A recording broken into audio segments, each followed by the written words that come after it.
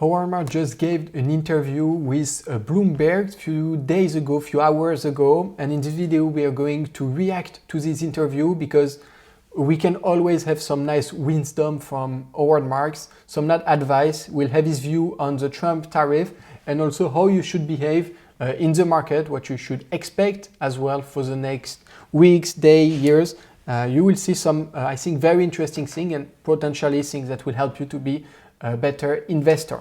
So let's start. I think I selected some moments that are interesting to not watch the full one. I recommend you to watch the full one directly from Bloomberg, but here we'll react directly to the points that I find the most interesting from this interview. Probably in my career. We've gone from free trade or world trade and globalization to this system which implies significant restrictions on trade in every direction and a step toward isolation for the United States. I believe that the last 80 years since World War II have been the best economic period in the history of mankind, and one of the major reasons was the growth of trade. And I think that we have truly had a rising tide that lifted all boats, and trade was a big part of that. And everybody in the audience should understand the role of trade. Every country, for example, does some things better and worse. And worldwide welfare is maximized when every country does the things it does best and cheapest, and then sells them to the countries that need them, which do other things and sell them to other people. That's how trade works. And, well, I don't know if it's politically correct, but the good news is that the Italians make the pasta and the Swiss make the watches. But if we stop world trade and the Swiss have to make their own pasta and the Italians have to make their own watches, the world will probably be, well, maybe arguably people in both countries will be a little worse off. That's what we're talking about here. And we should not underestimate the benefits that we've gotten from globalization. And among other things, there was a 25-year period, which I cited in one of my memos 10 years ago, in which the cost of durables in the U.S. went down by 40% in inflation-adjusted terms. That kept a lid on inflation here. It made goods available cheaply to all Americans. If we don't have world trade, we don't have that benefit. And, you know, the tariffs are designed to encourage production at home. But who could imagine that most things produced in the United States will be as cheap as they are coming from abroad? In other words, things will cost more. If that's the So yes, that's the first thing that he get into these interviews, Trump tariff and potentially more inflation. We will have more inflation in the US, yes or no? I guess yes, with tariff, it's kind of logic that it will be, but you will see later in the interviews that at the end of the day, nobody really knows. Like nobody even know if you will have that big of a tariff. That it can also all be a strategy from Donald Trump, just to negotiate, to make country call him and negotiate because maybe he felt that nobody was taking him seriously before. So now we want to do this. So nobody really knows about all of this, but one sure thing is there will be a period where you will have inflation. If those tariffs stay here, stay high, and stay like this, you will have inflation because you will need to produce everything from the US, and this will cost money because it will be cheap. It's cheaper to produce your shoes in Vietnam or in Bangladesh or wherever than to produce it directly from the United States. So yeah, you will see some inflation. When exactly, we don't really know when it will start to see immediately the inflation for you, but it's an inflationary thing, and that's the first point he want to make. The second one is it's more about valuation, okay? And it's a very interesting one because I think a lot of people make mistakes with this one.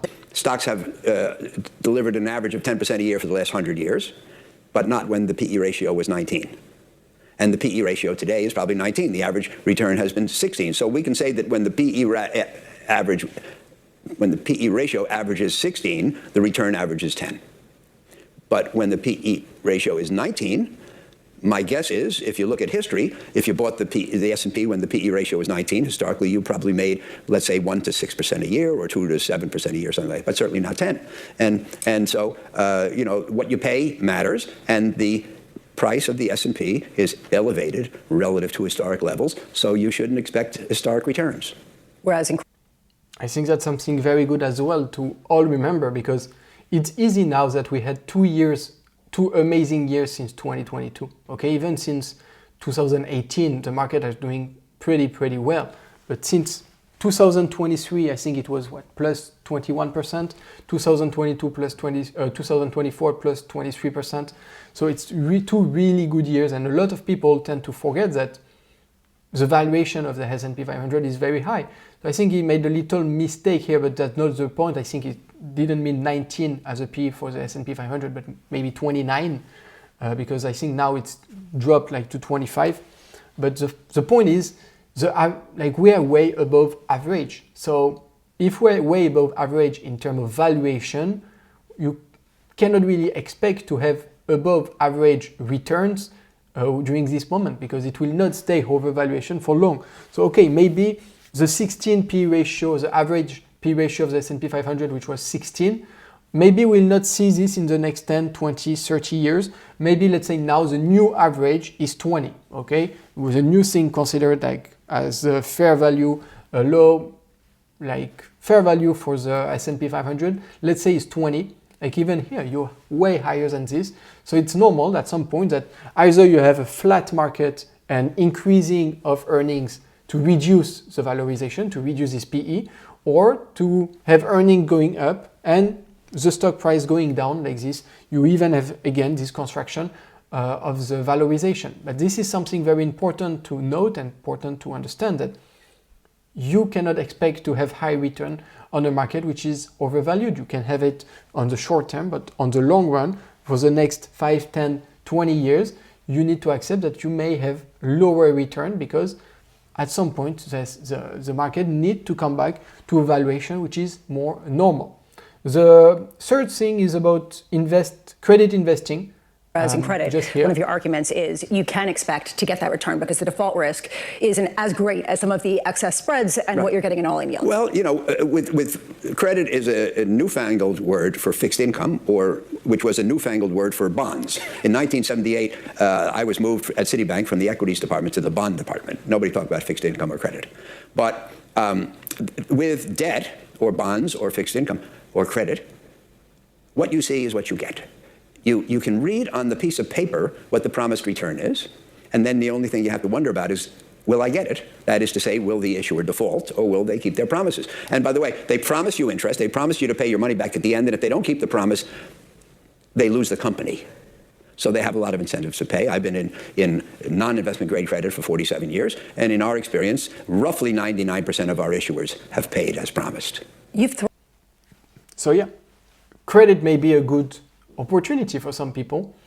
Obviously, he will obviously talk about this, like it's what he's doing with this fund, with Oaktree Capital. They're doing some credit, okay? So yeah, it's normal that he will say that this is great because he have an incentive. He will get more clients with his fund and so on. But it's also true. We need to understand that people tend to forget that stock market, there is no contract saying that you will do 10% per year if you invest in S&P 500.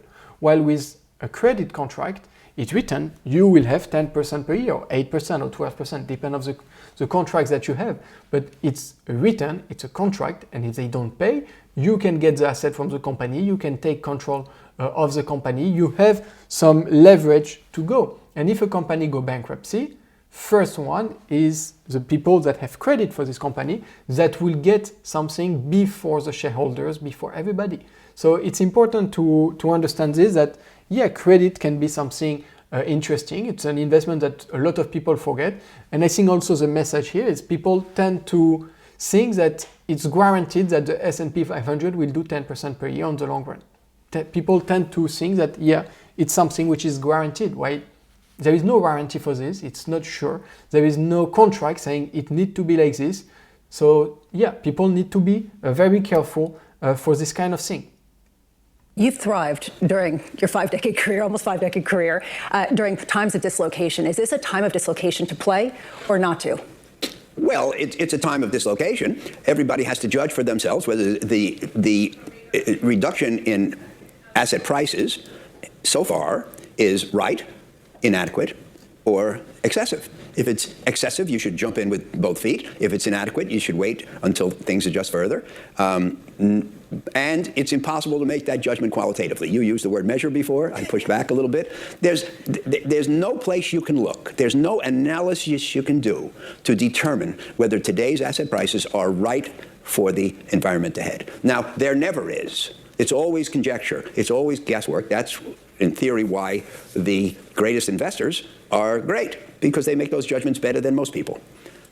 It's excessively hard today, because today we have no idea what the future is going to be. Normally, we think we know what's going to happen in the future. We normally assume the future will look mostly like the past. We extrapolate, and usually it works, because the world doesn't change that much.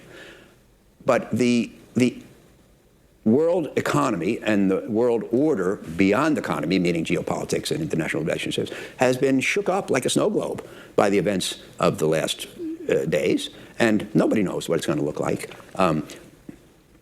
Nobody knows.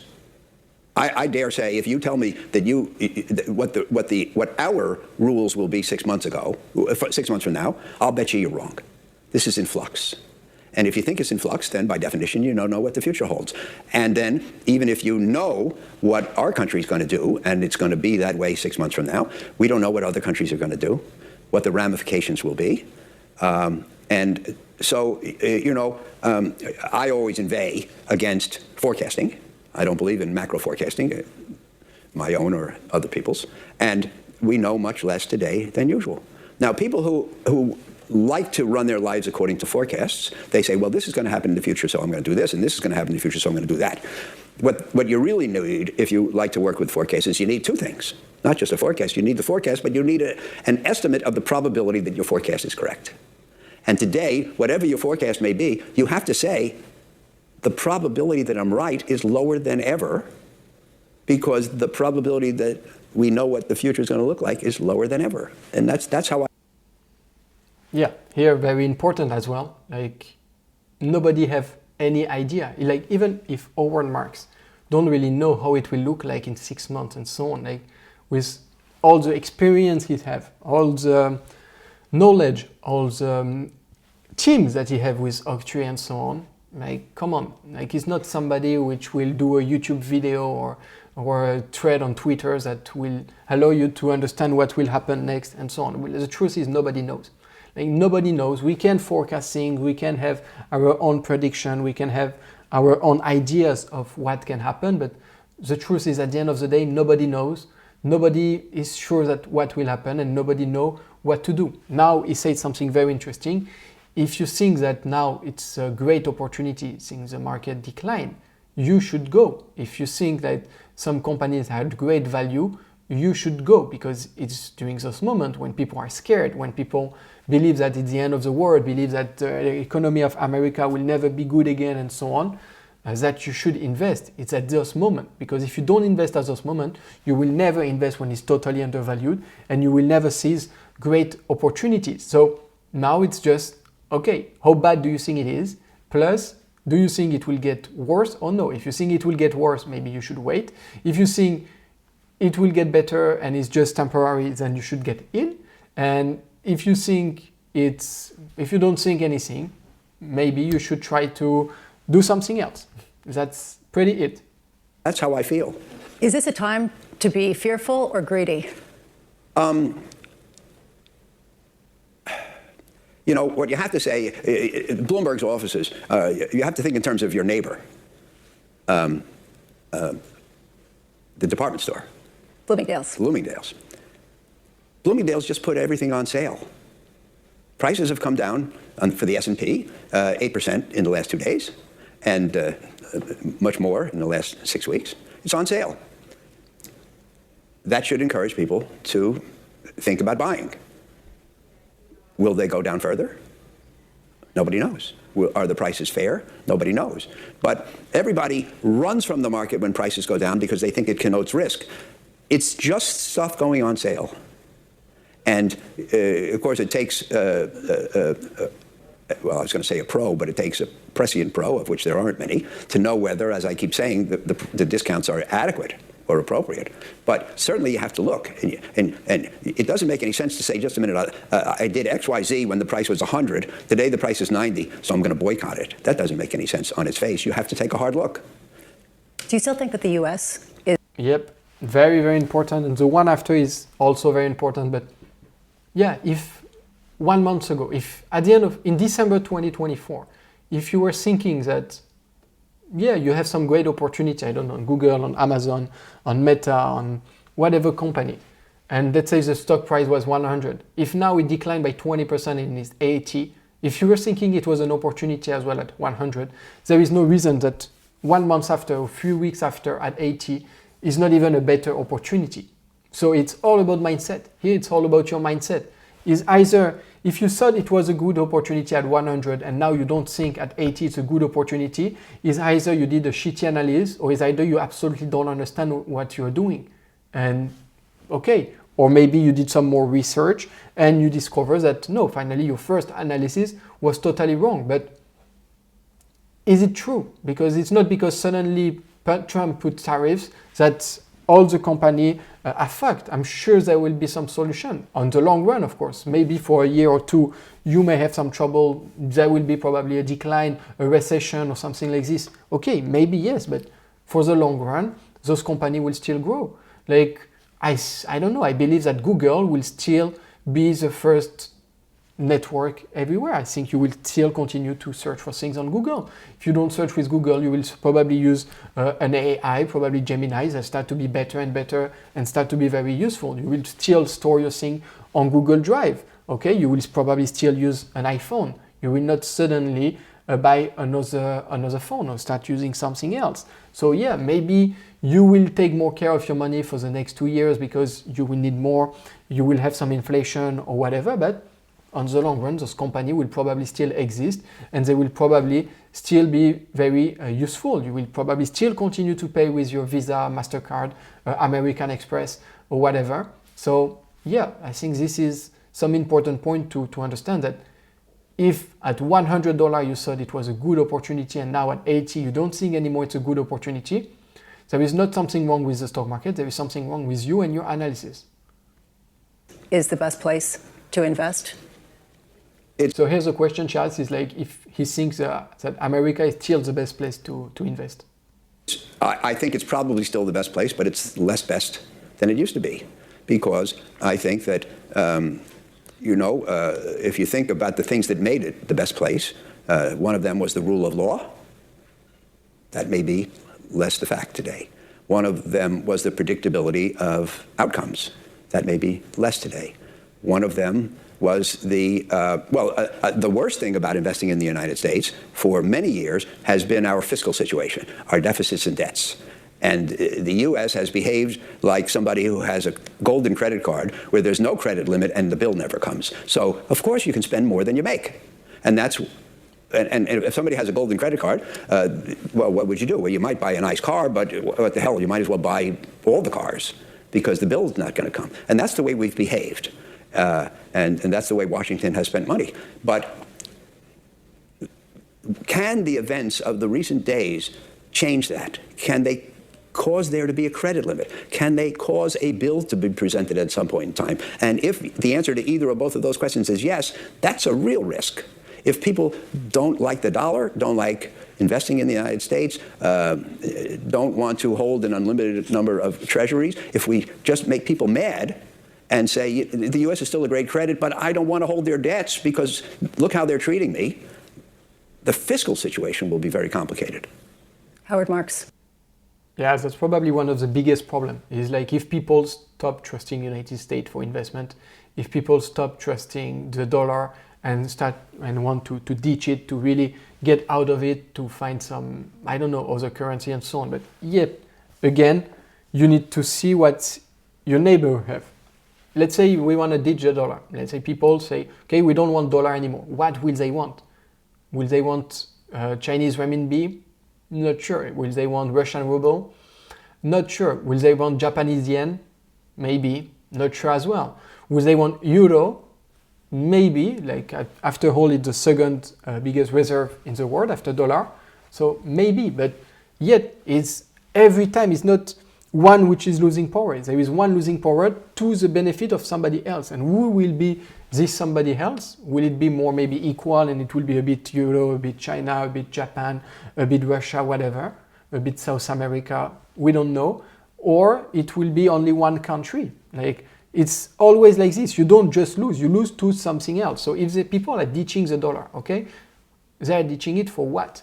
That's the real question. It's for what? So yeah, if you feel that you have way better area to put your money, way better things, yeah, maybe it will be, as he said, like if you believe that America will have problem to pay the bills, yeah, maybe you should run. But if you don't believe they will have this problem, or if you believe that it could be fine, yeah, you will probably be fine. So it's very difficult. It's very difficult. And as he said, like, he's not into forecasting. Nobody knows what will happen.